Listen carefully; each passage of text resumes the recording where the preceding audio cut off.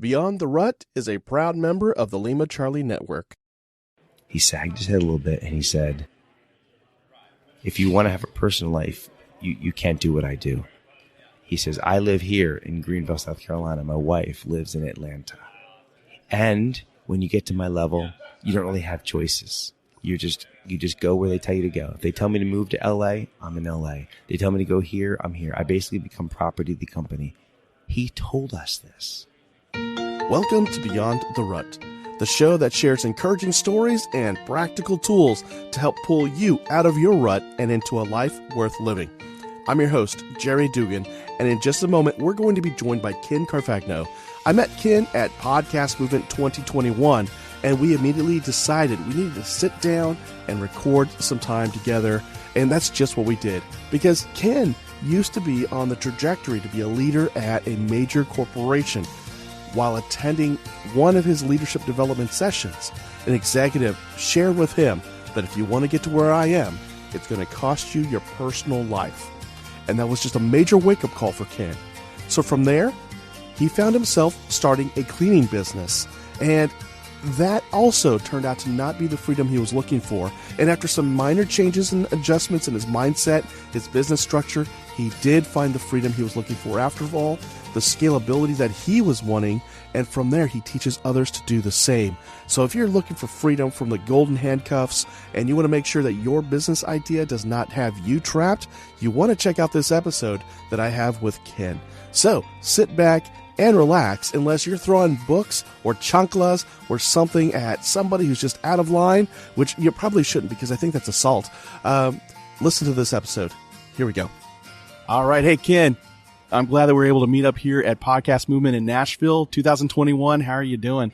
Oh, it's awesome being here, Jerry. Nice. And I was so excited to get to meet you yesterday.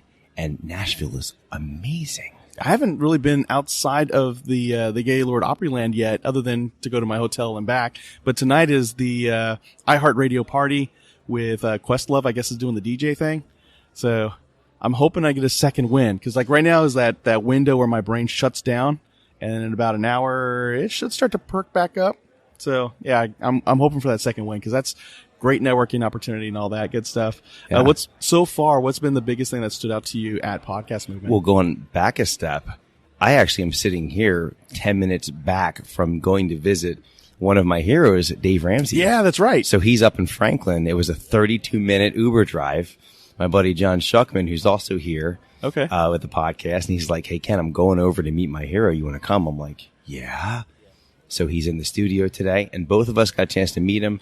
And we have a great story where we paid off close to $200,000 in debt. It took us 12 years. And so we did a debt-free scream, like from our house, during COVID last year. But to be there in person today, shake his hand, thank him, got some pictures. So I did leave the Opryland and took an Uber and explored a little bit of Nashville on the way. So back here. There you go. And I'm just glad I didn't miss the interview. I would have been in trouble. Oh, no. We still had tomorrow, so I would have made this work. Yeah. So what was it like meeting Dave? I know it was awful what we were planning on talking about, but still, I mean, a lot of folks listen to him. They've done Financial Peace University, but not everybody gets to meet him in person and shake his hand. So what was that like?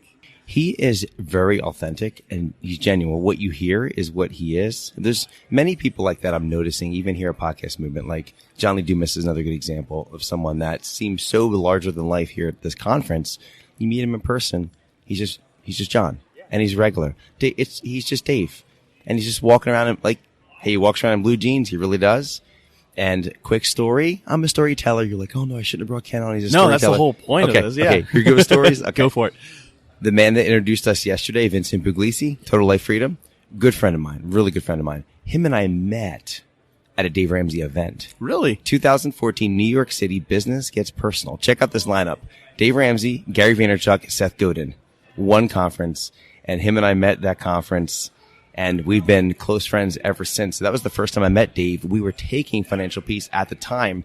And I even was able to kind of sneak up to Dave, get a picture. And then I said, hey, Dave, we're in lesson 3 of Financial Peace. Would you mind cutting a quick video to encourage the class? And so I got him to make a little video of me, like arm on his shoulder. And I got the video, went back to class like the next week, I said, hey class, I have a special presentation for you. And they were just like, okay, I'm here, class. And then here comes Dave, not on like the regular video DVD from the teaching, but it's one of the guys from their class with Dave giving a special message. And they're like, oh my gosh, who are you? So that was really cool to meet him then at the beginning of our journey and getting to meet him again. It's kind of like that, the beginning of an end of a journey, and there's some closure there.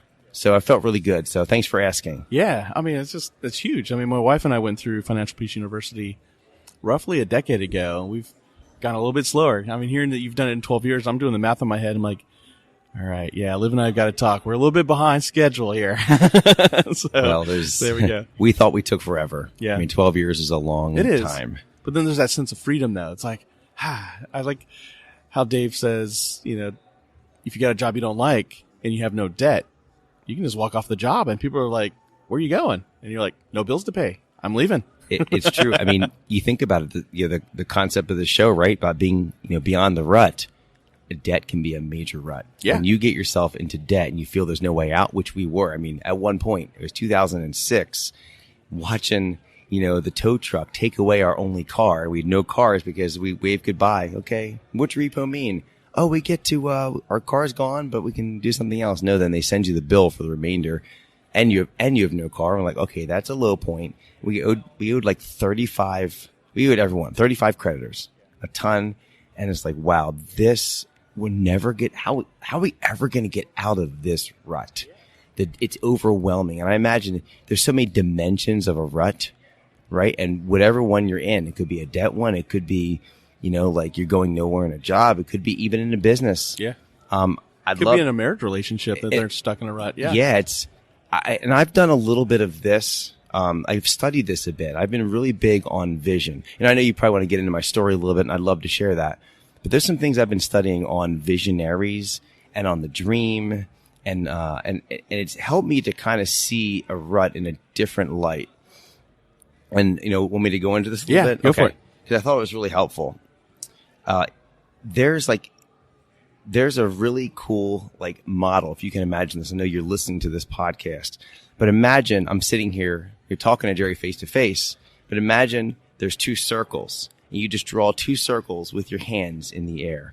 Imagine one circle is small, the other circle is big. Let's say the big circle represents your dream. Okay. The small circle represents your capacity to achieve your dream. When your capacity circle is smaller than your dream circle, you're super hungry. You're motivated. You just want to go get that dream, right? But there's a second stage. Maybe when you get out of your job, maybe when you get in a rut, you get comfortable, complacent. Imagine that your dream circle stays the same size. You have built maybe you got out of debt. You've built your business, or you found a new cool, promotion or something at your job, and you're there. You got that big promotion. Wherever you are in life, maybe you got the marriage counseling. And you got to the spot. Now your capacity circle is the same size as your dream circle. And at first you're like, it's like, I'm there. There's a place of, like in the desert, the oasis in the desert, you're just walking through. And there it is, the palm tree with the water flowing. You go into that spot. But around the oasis is all death. It's all desert. Eventually the oasis dies. And if you stay at that place, I believe that's where the rut comes from. Because you stop growing your dream circle. And what's even worse, stage 3, what can happen is that imagine if your dream doesn't grow still, but you keep growing your business and your capacity circle expands beyond your dream. Now you've got more than anything you could ever want. Think of celebrities, actors, multimillionaires, and they did not do the hard work on dream building. And now they're in a place where it's not complacent, because you sit in the two circles the same size, you get complacent, you get comfortable. That comfort leads to something I believe is very, very dangerous. I believe that is the rut. The definition of the rut is staying in that circle's the same size. Okay. But now when you get your capacity much bigger than your dream, you can turn into an apathetic state and you can get depressed. And men that are listening to this, if you feel like, I'm in a rut, then you're probably at that second stage. But if you're like, my life sucks, I'm feeling depressed, whatever, if you get beyond that, you're probably at a place where your dream circle is too small. And the answer to all of these phases is always work in your capacity, always grow your mind, personal develop, right? And grow your capacity, because your business, your job, your marriage will never outgrow your capacity to do so. But don't neglect the building of your dream. And when you build your dream alongside of your capacity, keep your dream bigger, you'll get yourself back into that phase 1 hunger mode, and you'll never be in a rut again. Yeah. But that's the challenge that I think we all face. I know it's difficult. Maybe you can you're saying that part of staying out of the rut is always pursue something bigger than where you were today. Yes. Yeah. Yeah. Keep your dream. Maybe that's the simple way of saying it. Keep your dream bigger than your capacity to achieve that dream. And this is a quote from Ellen Sirleaf Johnson. I actually pulled this off, and I don't have the exact quote in front of me, but it's essentially that your dream must always be greater than your capacity to achieve it. Otherwise, you're going to fall into comfort or apathy. It's a dangerous place to be mentally, emotionally. And, so if this is connecting with you, all you got to do is go back to the basics and build your dream. What does that look like? I'm sure you've talked about that in your show. Yeah. I'm sitting here thinking, man, the other two founders of Beyond the Rut need to be hearing this, because this is what we've been talking about for the last 6 years is, yes. We're not trying to reach that person who hit the bottom, because there's a lot of inspiration out of that. There are a lot of shows out there already. But we want to reach those folks that, just like you said, they got a great job. They've got the big house, the cars, they've got the family, they got the picket fence. Maybe they got the 2.5 children, whatever. I mean, I don't even get half a child, but, I got double that. Yeah. Go big or go home. But because they've hit that comfort zone, they've stopped. And where they now start to struggle is just like you said, that, is this job all there is? Is this house our prison now? Like, we can't go do this trip or this adventure because we got a mortgage to pay. And because of that mortgage, I got to keep going to this job. But the job was so nice. The pay was so great. How is it I don't like this anymore? And that is essentially it. So what is that next dream? What is that bigger oasis? Because it's right. If you stay still, you're going to just drift into oblivion, or drift into, like in a marriage, you're going to drift apart instead of towards oneness. Well, the desert will eventually take over the oasis. Yeah. Because, what's stronger? The desert all around it, the miles and miles of desert, or the very small oasis that has water in it. Yeah. Eventually, it's going to choke out what's inside. Yeah. You got the power of the sun, you got the wind, you got all that. And you get fooled. When you're in that place of comfort, you're fooled because you're comfortable. And as you know in life, nothing ever stays the same. You're either growing or you're dying. The oasis is probably not growing because there's desert around it. Gosh, somehow that just reminded me of combat. Not in the gory, like, I'm not going to get all scary on everybody here, but one of the biggest things with tactics is you don't stay still. Your base will have like fighting positions and stuff, but you're not meant to stay in your foxhole the whole time, because the enemy is moving around the whole time, and they know where you are. And if you stay there, it's not if they find you and kill you, it's when they find you and kill you. And so maneuver is the key to winning in a battle. And I think kind of what we're saying here is, if you want to stay out of the rut, if you want to win that battle against the rut, or the war against the rut, that's good. You got to be on the move all the time. It's the difference. It's the same thing with water. I mean, the Dead Sea's dead because it doesn't move. Yeah. There's no circulation, right? Yeah. Yeah. That's good. Man. Imagine this too. How many of your listeners, and we'll eventually get to my story, I'm sure. Yeah. But how many of your listeners maybe are like my dad? I'll just tell them, I love my dad. Tell me if you relate to this at all. But he had the dream for the house he wanted to provide for his family. Now, he was with my stepmom and younger brother, but he didn't quite have the capacity at the time. And so he stretched the capacity before it really was there. The capacity truly wasn't ready. So he went out and bought a bigger house than the house that he bought was the dream, the size of the dream, but his capacity wasn't there yet. And he bought something way above what he could earn. And he ended up having to work 80-hour weeks to afford that house. And it eventually completely put him in a bad place. I won't go into details, but he has some severe mental illness now. So his rut turned his life upside down. all because he stretched himself. So I'm saying, yeah, it's great to have the dream bigger and get your capacity, but don't get your capacity to the dream, I guess, like incorrectly or fictitiously, whatever that word would be, but do it the proper way. Yeah. Does that make sense? Yeah. Oh, there's got to be a balance in, I think I mentioned it yesterday in our conversation, but I'll just say it here. I talk about that. They're kind of like 5 F's you got to have in balance to have a good, fulfilled, content life. And just the story, those 5 are your faith, your family, your fitness, your finances, and your outlook on future possibility. And so what you just described about your dad, he got that bigger house before he was able to afford that bigger house. So that put a strain on him financially. But then it took a strain on him fitness wise. So now his mental health is at, risk and has taken a hit, and it probably put a strain on the family life too. And, so like things just start to fall apart. But then when you start to find out what the root cause is and you shore that up, then you see these other pieces start to fall into place as well. So that's, yeah. Now, how did that inspire you, in how you set your like values on what life, like what's important for you in life when you saw that your dad going through that? Yeah, that's a really great question. My dad, with all of his faults, and there was many, and I'm not his judge. He's my father. I love him. I was raised by my grandfather, really. And he passed last year, so I'm in quite a state this year of just reflecting and understanding and I want to become the man that my pop-up was.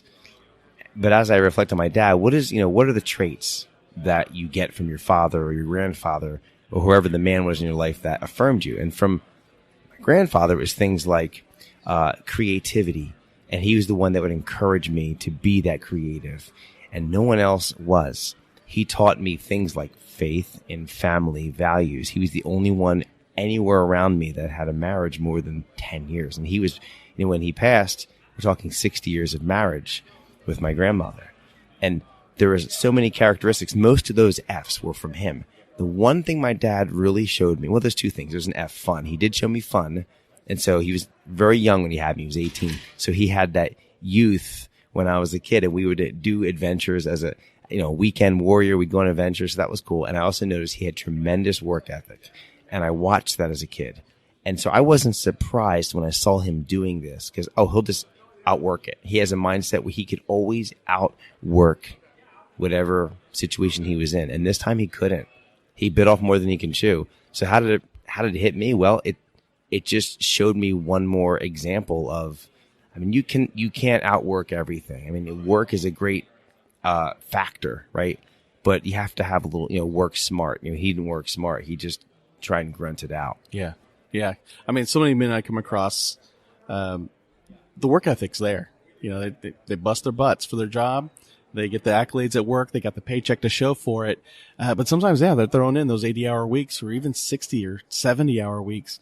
And they're tired, and they miss their family. And, they feel like the family doesn't appreciate them. And what they're not aware of is the family's at home wondering, gosh, we miss dad. When is dad coming home? And, there does come a point where they just accept it. Like dad doesn't come home. He works. He loves his job. But then they get the wrong impression, that dad loves his job more than he loves me. More than me. Yeah. And I've heard so many people say that about their own dads, whether those dads are friends of mine or the kids are friends of mine and we're now grown. And it's just a heartbreak because, there's dad busting his rear end, not realizing the family doesn't see that as love. And he gets that from his dad. Oh, wow. It's a generational thing. They think that, nurturing, providing for their family is equal to one word, and that's work. Yeah. Providing. Yeah. And my dad showed that to me. And that work ethic carried me through. So maybe just touching a little bit on my story is I went to mechanical engineering school at Penn State.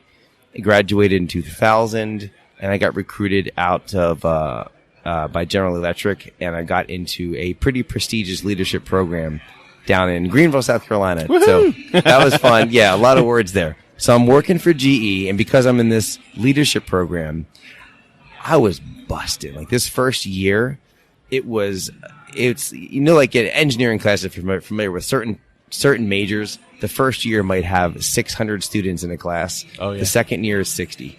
Yes. I mean, so many people drop out. Yeah. And this first year at GE was similar. I mean, you're in this pretty intense 2-year program, which I did graduate from, but it was 100+ hours. I was my dad, and I wasn't working in the streets digging holes and fixing gas pipes like he was, blue collar guy, but I was at the office, hammering away at the keyboard, doing projects, taking the master's degree level courses for the job.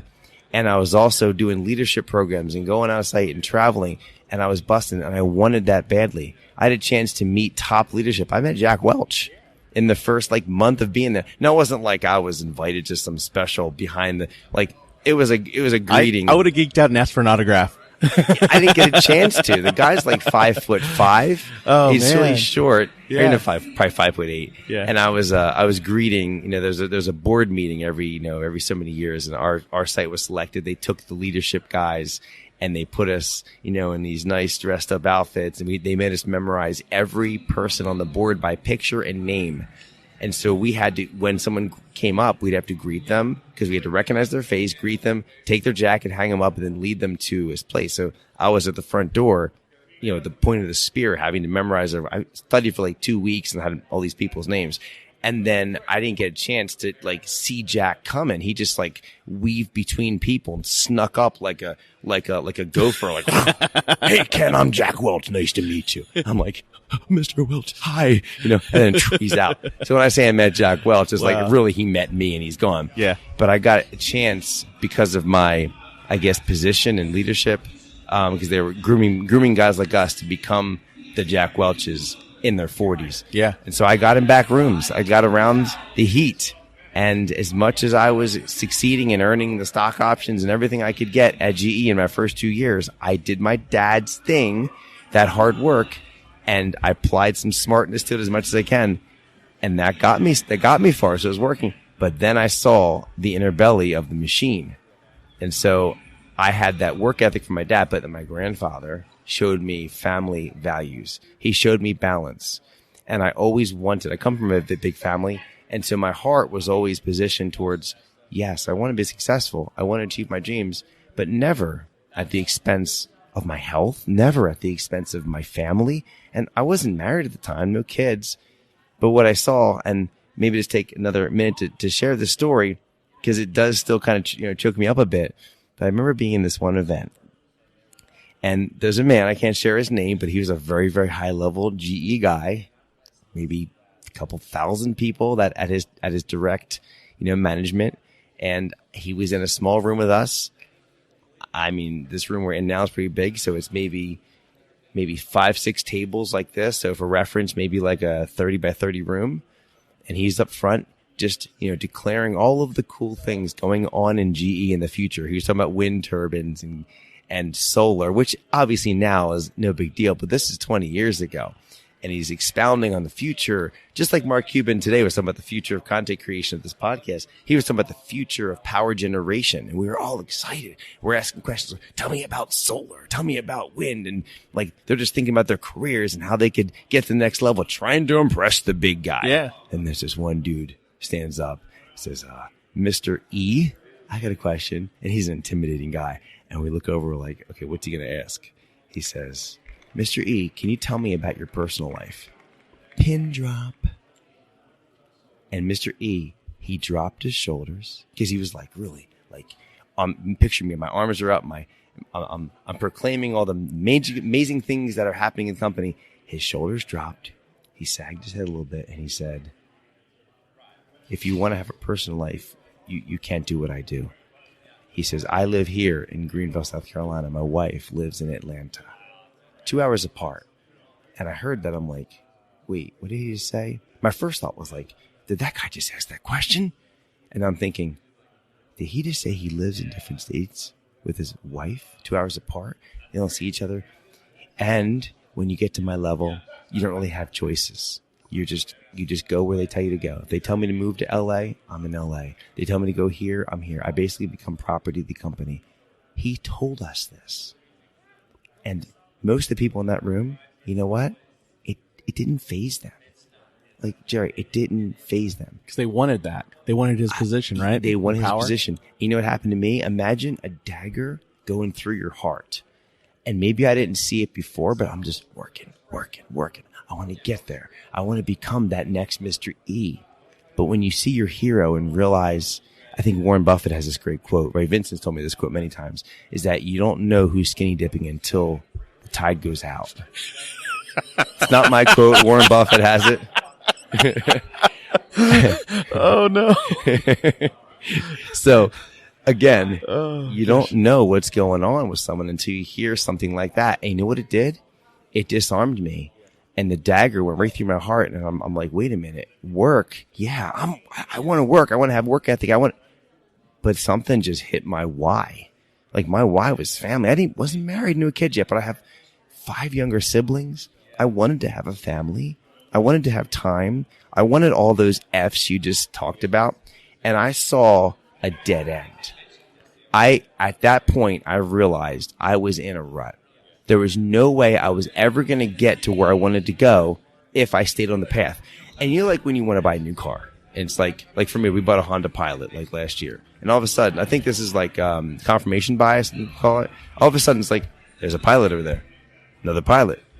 They're everywhere. The reticular activator in your head is like turned on. And that's all you see everywhere. You just used too big of a word for me. Yeah. Reticular what? something. Yeah. But I started seeing after that conversation with Mr. E, I'm walking around the office just like dragging my feet.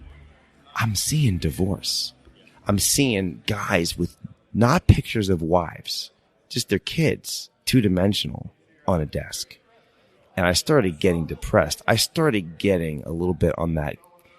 I went from hungry to complacent to apathetic. In other words, my capacity was still where it was because I was still at the job, but my dream just went down. Yeah, because you were working so hard for that to get to where he is. Yes. Because there's position, there's power, there's freedom, or so we thought. And here's this guy telling you, "No, I belong to the company." Life? What life? You know, and like you're feeling the loss of a family you don't even have yet. And that's just mind blowing because most folks, when they get to that point, they've already been married for 10 years, 15 years, and their kids are already probably in middle school or high school even, or elementary. And by then I wouldn't say it's too late, but it's definitely harder to pull away. And I think that's just amazing that you saw that before you as early as I did. Yeah. Oh, it's a total blessing for me. Yeah. Because you're right. So many of those men at that company. I mean, there's one guy I remember, Mr. P. Okay. Just go, all of GVG's coming after you after that. Yeah, I'm in trouble. Right. I've been out of the company since 2005. They're not coming do the math. Yeah. Mr. P, right? Bill P. Great. I won't go as far as saying he's a great guy. He was a nice guy. The guy lived GE. He was single. His dream was just to work the company, work his 40 years. And once he got out, he would just go live at his house, his second house up at the lake, ride his boat around, but he had no family. And I remember he just had a coffee mug all the time. And when I stopped by his desk, his coffee mug was like nasty brown because he never washed it. He'd just show up at work early. He was like the expert that never tried for promotions. Like that guy that's become the absolute expert in a certain area. And no matter what, he doesn't have to ever try and get promoted because they're not going to get rid of the expert. He's the guy that he has 10 patents. And so he was the guy. And I looked at that guy. I'm like, is that me? Is that me if I stay here? And you start seeing these these characters or these avatars of okay, is that me? Is that me? That's a pilot there, right? And I don't want that. And so that's where the entrepreneurial bug came and the dream started growing. So, the first stage of me being in a rut was recognizing this, and it wasn't right away. I mean, it was a solid year. I was feeling pretty down and starting to lose performance at the job. And then it wasn't until the dream came back into my life of how about a business of my own? Me and my, at that point we were engaged. So that kind of is the first maybe part of the story. I hope that, speaks to some of the listeners, but if you've ever been in this kind of position with your corporate job or you're in there now, I would encourage you to do this. Why are you even there? What is it that you want in your life? Like, think about these 5 F's. Do you have the balance you want? And think about the most important things, and then start looking around at your office. Take that walk around and look through different eyes. Look through those eyes of those 5 F's. Maybe scale or like score yourself. Maybe you have some kind of a resource where they can kind of score those 5 F's or something, and they can look around and say, you know what? This F is a little bit on the low side. And all of a sudden you start seeing, wait, this coworker, this coworker, this coworker. And once you start seeing the things that maybe you don't want, you'll realize that you can dig out of that. Because maybe I'm wrong, but I think a lot of guys don't even realize they're in a rut until they're challenged. Yeah. Exactly. Do you feel that way? Oh, I definitely know it's that.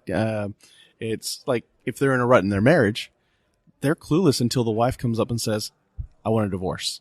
What? No, I've been busting my butt here. I thought we were good. It's like, no, dude, you've been drifting.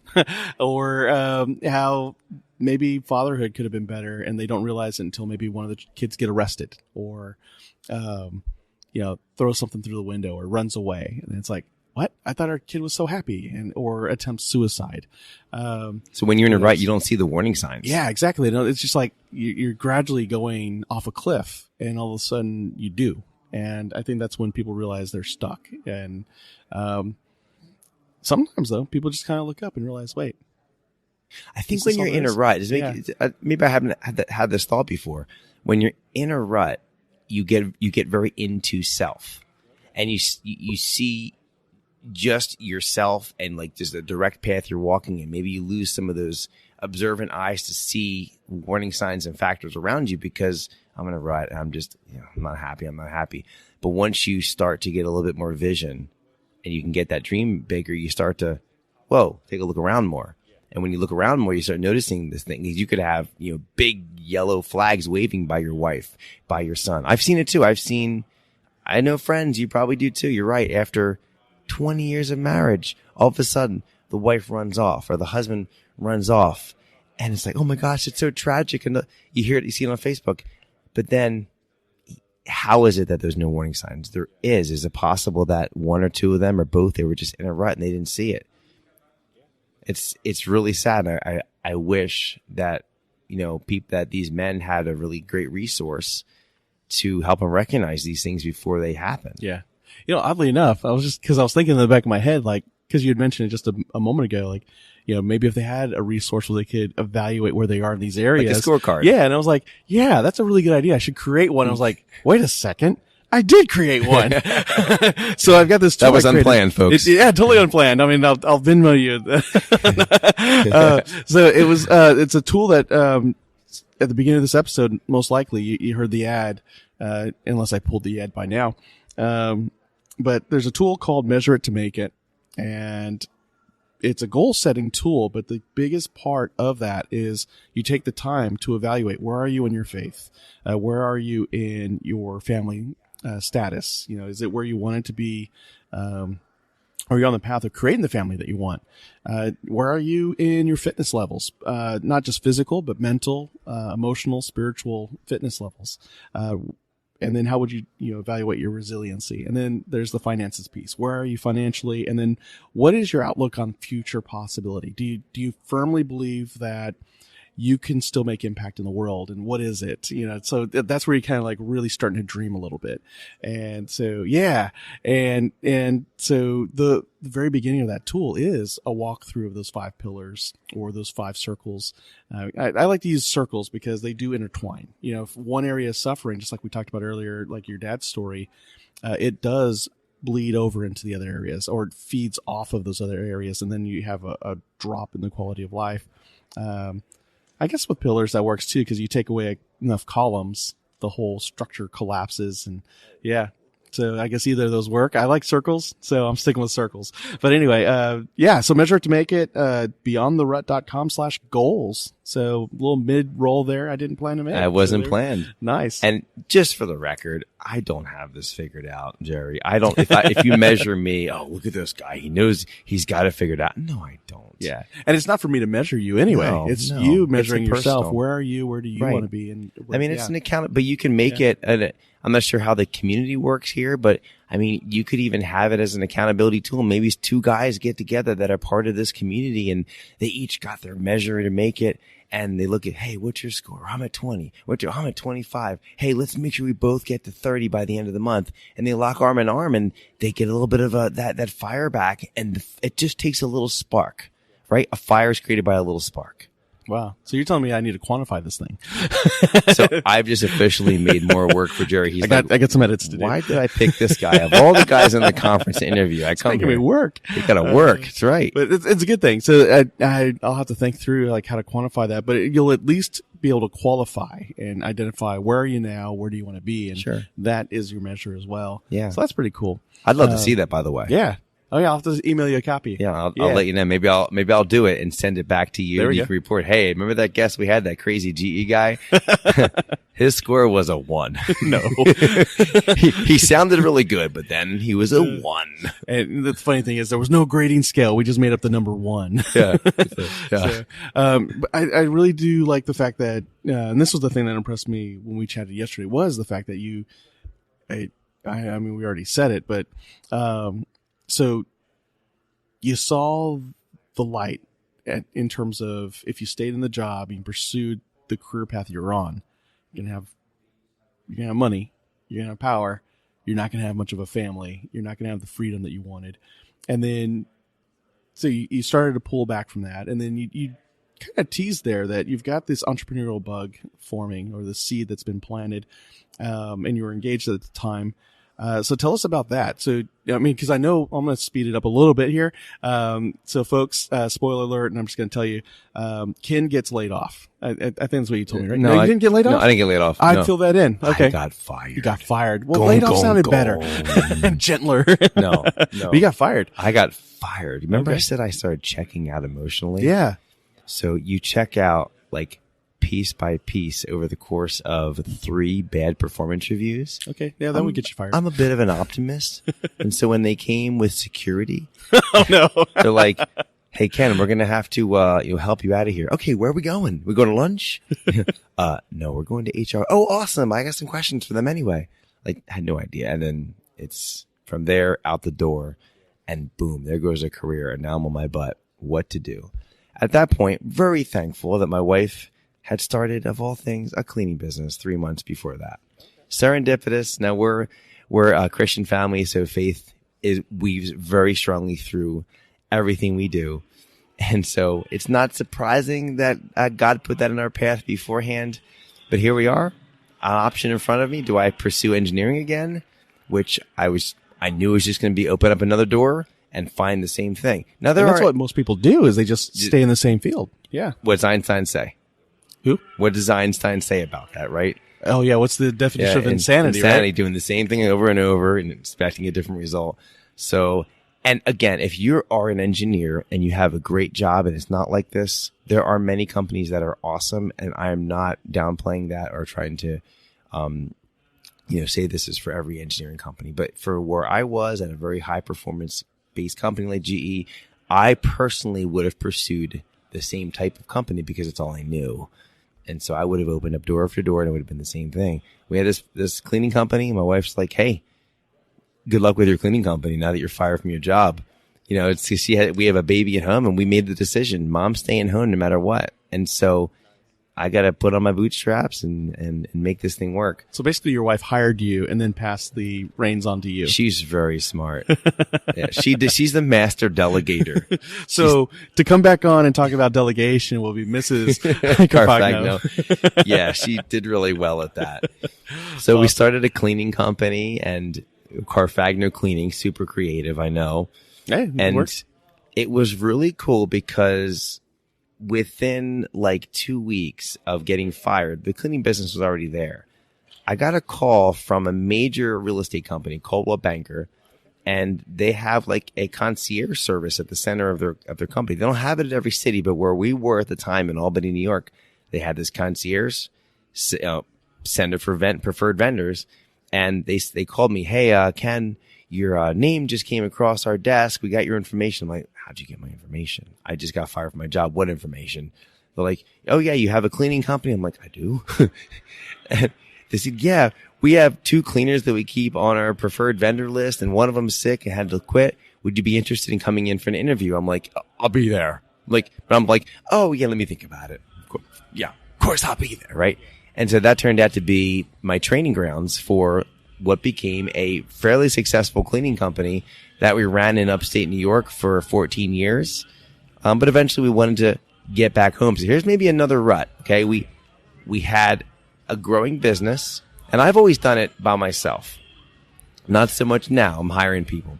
But we got comfortable with a certain amount of income. We're doing the Dave Ramsey plan. We're adding a lot of kids. We have 5 kids. Yeah. My wife was either always pregnant or nursing for a good, 15 years in a row. And that's what our life. And we're, attending church and doing different, homeschooling events as our kids get older. And that was our life. We had a good life. I could have expanded my dream. I could have expanded my capacity, but I had seen too much at GE. And I think I was a little afraid of pursuing more in my own business because, if I pursue more, I might lose my family element. I had a good little deal going where at one point I was working 2 days a week cleaning, and I had 5-day weekends with my family, and my income was as much as my old GE job. And that didn't happen right away. That's turned into like a course, and Smart Cleaning School. I do this for new cleaning companies, but we got comfortable in this spot. And then I feel like we started getting into a rut again where we've always wanted to go back to our hometown. We're from Philadelphia, the suburbs of Philadelphia. We're living in upstate New York. Hey, honey, we're just making this move for 2 years. 2 years turned into 4, turned into 8, turned into 16. And then the opportunity came. Well, what about us moving back to Philadelphia now? And then that's when a new dream came. But there was a time for a couple of years we were just comfortable making good money, working a couple of days a week, enjoying life, with everything, but still missing family. And that started creating another heartache. And kind of like that dagger I said from before, it was kind of like, instead of being stabbed in my heart, like the first time, it felt like the dagger was like being slowly pushed in. Like we had our wife, my kids all here, but I'm the oldest of 5, Jerry. Oldest of 6, actually. And my younger baby sisters were getting married, having little kids. My grandparents who raised me, really, my mom and dad love them. My grandparents raised me. And so they were getting older. We missed the time with them, the cousins, my kids with their cousins. And we started yearning for that again. So that was what probably started getting us out of the rut again and seeing different possibilities. So that's a different type of rut we were in. Marriage has always been fairly well. So I don't think we've really had that rut. There's probably 100 different ruts out there. And I don't think you have to experience every one of them to be on the show. But I had them and I feel them, and they're hard to get out of, and you can feel that complacency setting in. I would maybe say this: if you feel complacent, you're in a rut. I think by definition, if you're complacent, would you agree? Oh yeah. So if you're feeling complacent, you're in a rut. And I challenge you to look at that. So whatever the scorecard is, right? Look at those 5 S's and say, am I complacent in my faith? Am I complacent with my family? Am I complacent in the way the way that I'm looking through the lens of the future? Am I just comfortable with where I'm at? You might not even see it, but you're in a rut. So I was there, and we sold our business, went back to the Philly area, and started a new company and doing all this online stuff. The podcast comes. I come to these conferences, and I meet Jerry. Woohoo! That's me. So nice. So, I mean, it's a lot there. That's a lot. I tried to cover it quickly too. And you got it. I mean, I was just thinking, so you'd gotten fired, you started a business, it's taking care of the family, and then, you start to leverage your time and earning income off of that by now teaching other people how can you start your cleaning business and run it like a business and keep it open. And so now that's expanding things on a greater level. So then you realize we're missing out on other things that are important to us. And I think that's the key thing right there is in every one of these situations, you recognize that there's a choice to be made. There's what we call financial security, but then we're also, if we stay here and do this thing that's been working now, we're ultimately going to be missing out on what's most important, which is the family relationships and, being close with the people who matter most. And that is a key thing right there is knowing where your priorities are and truly knowing what your values are. And then when the time comes, having the courage to say, we got to be closer to family. And, that I think is the biggest, hardest decision for us to make as men. Cause the thing you mentioned way at the beginning about that pressure to provide is so strong. And, that we think that we got to do everything we can, include selling our family out, to put more time in at the office, to make that money, to not lose that income. And the reality is, for you, when you got fired, your wife hired you. I mean, that's essentially what happened. She put you in charge. She made you CEO. She's going to love this podcast. Yeah. Cause she knows this is exactly how it went down. She's like, yeah, I told you. I haven't met her yet. But I mean, that's essentially what happened though. Like, she had already started this business. She kind of paved the way for you. She did. And from a spiritual perspective, I mean, I've always been told, God kind of prepares a way for you, and you just got to be obedient and walk through. 100%. I'm not calling your wife God, but I would say he at least used her to prepare the way for you. I wouldn't have done it on my own. I needed her to be the one to do this, because I wouldn't have done it on my own. Yeah. I had to have it almost like a last resort. Yeah. Like, there's nowhere else to turn, because I would never have picked so many people in my career as a cleaner. Wait, you were an engineer? Can you explain how? I've literally had to write a blog on my cleaning website. How did Ken go from engineer to cleaner? I've had to explain this so many times. But there's two things I'm just thinking of. One, to respond to what you just said, is the word courage was such a big part of your last, little monologue there. That is so important, because, people think about, well, what is courage, right? You've heard the definition, right? It's not the absence of fear. Like, men, it's okay to have fear. Like, I have fear about a lot of things. I think being in a rut, by definition, right? You're complacent and you're fearful. And so what's the ingredient to get out of the rut? Well, Ken just says, expand your dream. You need to have courage first. Like, you need to have maybe a little faith to believe that you can get out, and then add just a little drop of courage, and just take a step, and then add another drop. And it builds. Like, you don't just step out of the rut. The rut could be a mile deep. If you've been digging the rut over and over and over again, it's probably a mile deep, and you might look up the rut and be like, I'll never get out of here. But you can take baby steps. Like I told you, I was just with Dave Ramsey. Yeah, 12 years. 12 years, baby steps. Debt payment by debt payment. That's 12 payments, 12 years. That's 144 payments it took us to get out of debt. Wow. Yeah. Was that right? 12 times 12? Yeah. Yeah. I'm a former engineer. I should get that right. 144. No pressure. The other thing I wanted to bring up is that I don't know the full demographic of this audience here. But don't just say we're not just talking to employees. Like, if you're an employee, I think employees can get into a rut, and that's kind of the stereotype. Oh, employees are in a rut. I know a lot of business owners, Jerry. I think possibly there might be just as many, if not more, entrepreneurs that are in a rut. Oh yeah, yeah. And so if you're an employee, getting out of the job and getting your own business doesn't get you out of the rut forever. This is something you have to work at. Would you agree? Oh, definitely, yeah. I mean, even at a corporate level, if the company as a whole, if the business as a whole, if the individual as a whole isn't pursuing something bigger, it's like we said, you just wither and die, or like that oasis, the desert just swallows it up, burns it up, dries it up, whatever the best analogy is for that. Yeah. Man, this but has like been fire from heaven, scorching the oasis. Yeah. It's gone. Lightning, done. You're dead. You get the rut, now you're dead. So your platform is about helping people. I know I've already mentioned, but I'd like to kind of bring it back. Is to help people open up their own cleaning business and run and operate it. What's the next level for you? You do have a podcast, or you're about to start a podcast? I do. Yeah. Thank you for asking that. Yeah. And I want to answer this in two parts, because even today I realized I was in a rut. So this is a great time for this. So let me answer the question. So along the way, my main cleaning business had some really cool niche to it. People were wondering, well, how did you do this on 2 days a week? I built a system. I built a course. I started a podcast, the Smart Cleaning School. I offer different free resources on smartcleaningschool.com.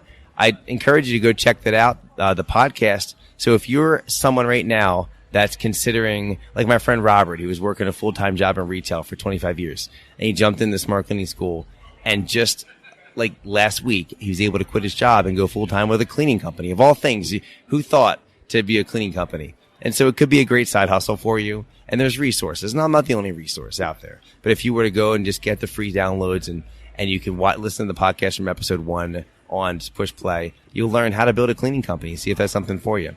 But I would also say this, is that I'm sitting here today and there's another dream that I've had. And you can also get in a rut when you don't go realize a dream you've had for a long time and you let it stay dormant. And I've known this, I've had this, and I'm just going to...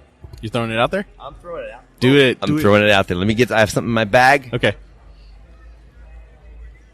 Surprise! Wait, Jerry's is a book. It's got your name on it. It's got my name on it. Is that a novel? It is.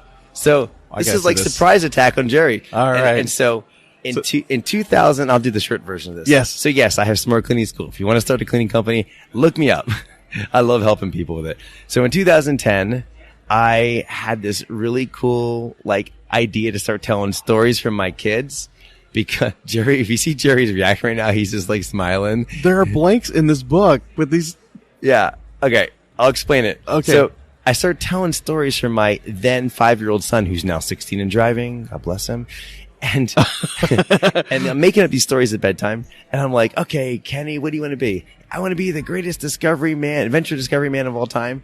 And I started using this gift of storytelling, and I'm just telling him stories. I'm making it up. My wife's remember, she's the one that told me to, do the cleaning business. She said, okay, honey, why don't you hit the record button and record these crazy stories that you're doing?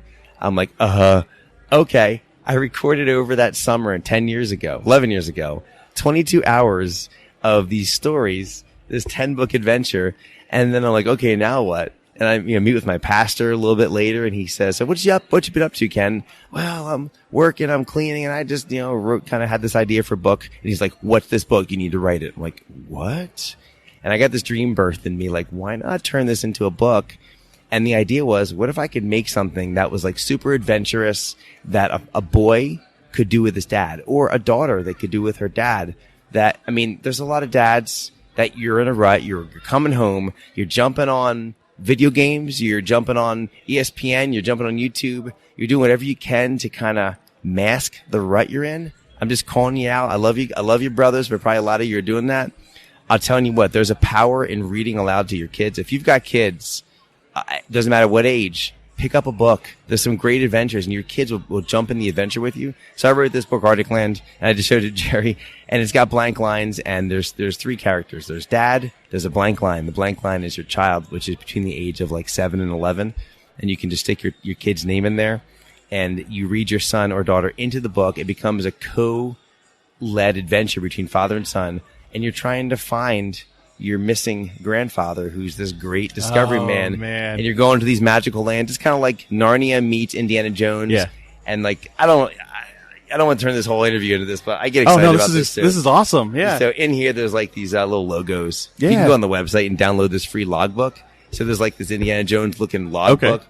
And every time you see one of those, you leave the book. Yeah. And then father and son, father and daughter, they go outside of the house and they tap a tree to get water out of it, or build a shelter outside, or make a dragon out of Legos, or there's a project they do. They take a picture, they put it in the logbook. So I wanted to create something that father and son, father and daughter could do together to connect them. Yeah. And that also can help the family portion. And so, there's a lot of stuff I do, but what I said I was in a rut, I've had this dream, Jerry, for over 10 years. I published this in 2015. And when we moved to Philly, I put this on the shelf. Oh, no. And I put it on the shelf for 6 months to a year to go build up my company so I can make enough money. It's important to do that.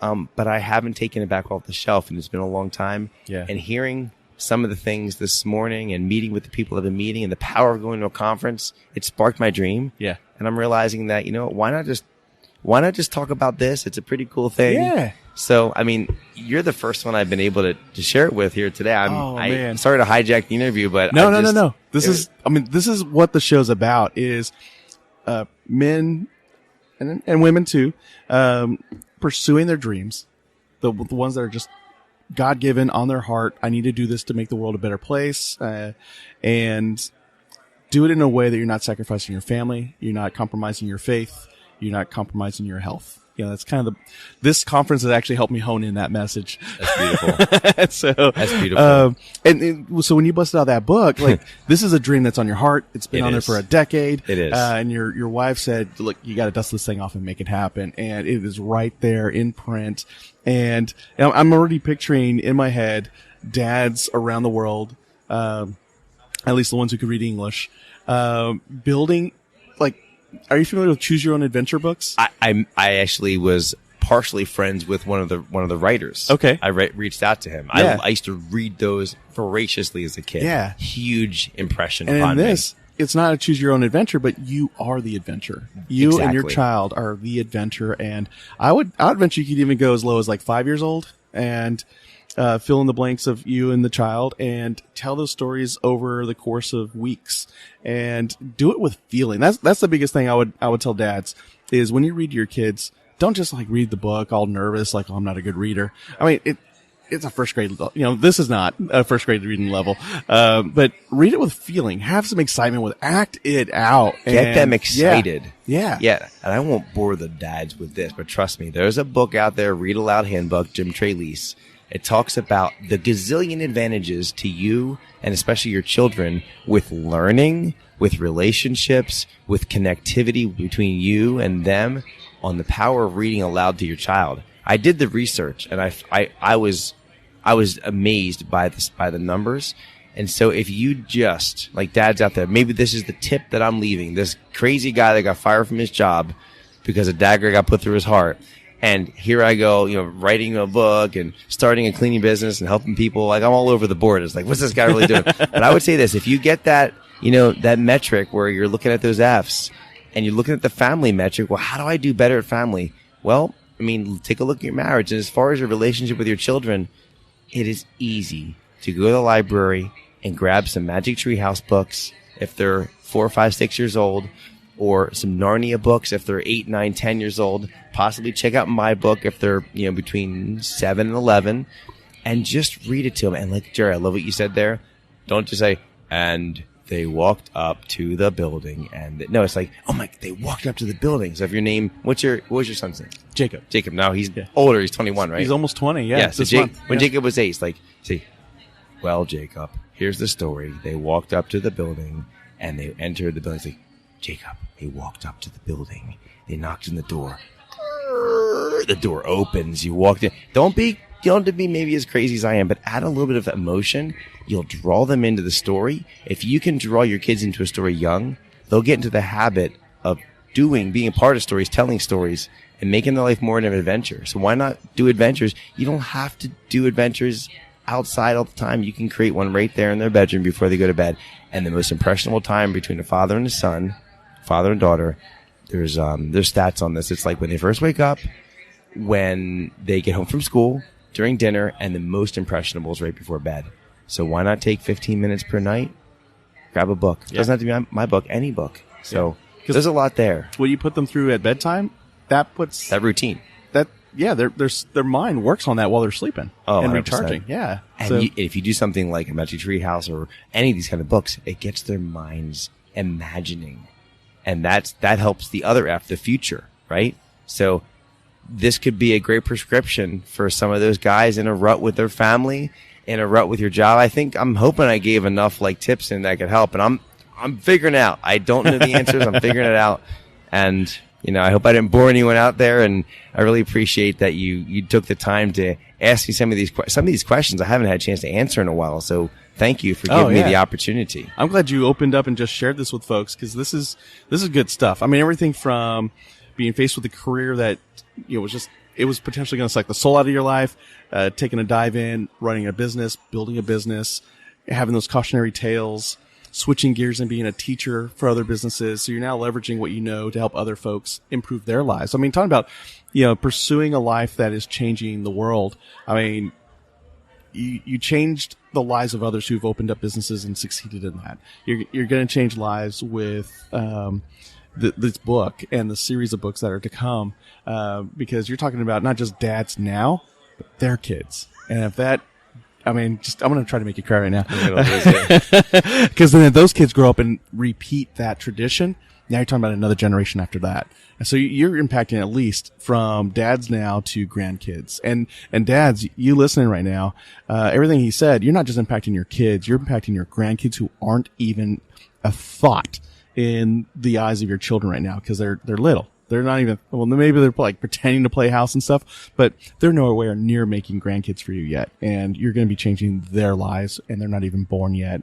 And so just get fired up and say, I'm going to start reading to my kid now. If you got anything from this episode, start reading to your kid now tonight. Have fun with it. But then also download Measure It to Make It, beyondtherut.com/goals. I'll put it in the show notes. We're going to talk about it in the outro. But Ken, thank you so much for being on here. I'm fired up. So thank you. I'm so glad that we met at Podcast Movement in Nashville. You just never know who you're going to meet. And, it's great. I have a new friend, Mr. Jerry Dugan. Thank you so much. Heck yeah. Thank you. Thank you.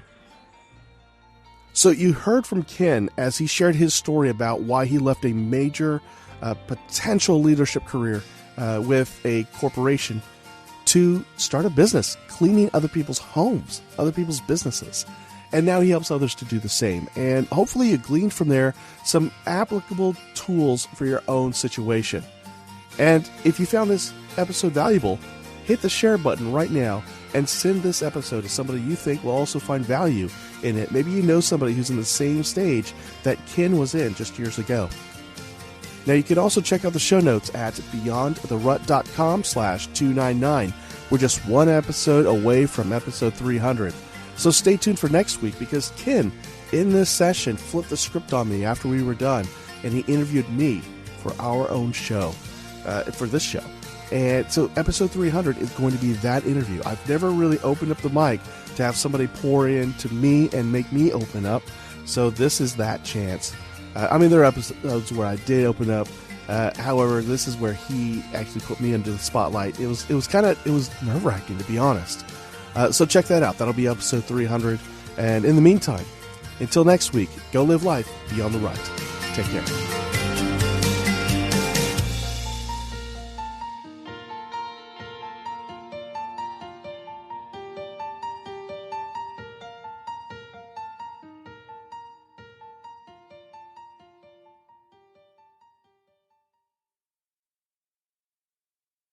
What does freedom mean to you, and why does that matter? I am Jay Lee, host of the Live Free series, and to answer those questions, we are going on a journey with people from all walks of life to discover what it takes to overcome the most significant obstacle on our path, which is our own mind and mindset, and turn it into our greatest asset on our journey to freedom. So join me on the Live Free series as we go on a mission to eradicate enslaved mindsets and to foster freedom.